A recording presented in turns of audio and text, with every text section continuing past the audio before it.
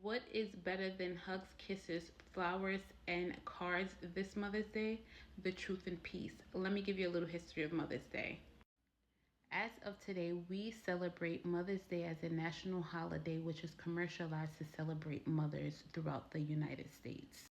In 1870, a woman named Julia Ward Howe actually did not want to come together as mothers to celebrate each other, but to come together as women to cry out on the behalf of the men in their lives.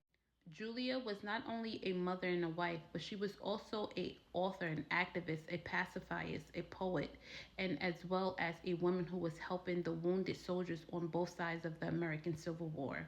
In the appeal Womanhood Throughout the World, Julia expressed that she wanted all women of all nationalities, whether they were baptized by the Holy Spirit or just was tired of seeing what was going on in the United States, to come together on one day to cry out to the Lord and not to the agencies for answers on the behalf of the men that they were sending off to war.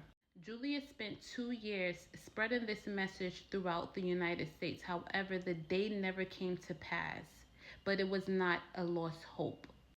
Women like Julia, as well as Anna Rivas Jarvis, were still active in the communities in which they service. They would still clean up, help other women to maintain their households and the children while the men were out at war.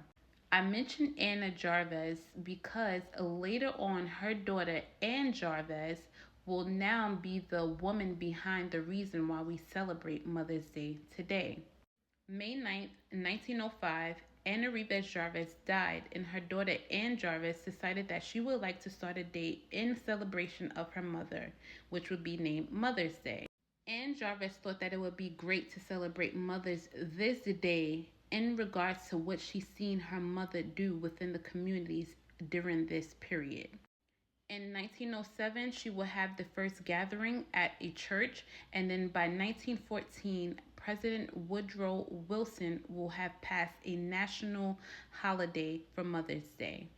By 1943, Ann Jarvis was weary and utterly disgusted by how commercialized Mother's Day became. What she thought was going to be a heartfelt holiday actually turned out to be sour for her, and she decided to take matters into her own hand and began to ask for an appeal for the day in which she started.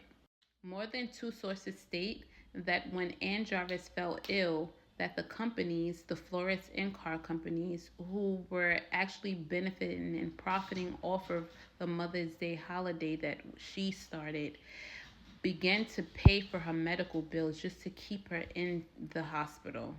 Ann Jarvis ended up passing in 1948. Because of the lack of knowledge, we today celebrate Mother's Day, even though the woman who was behind Mother's Day didn't want to celebrate Mother's Day any longer. Women who fear the Lord shall be praised by their children and their husbands. It doesn't take for a holiday for us to get this glory. Let God get it.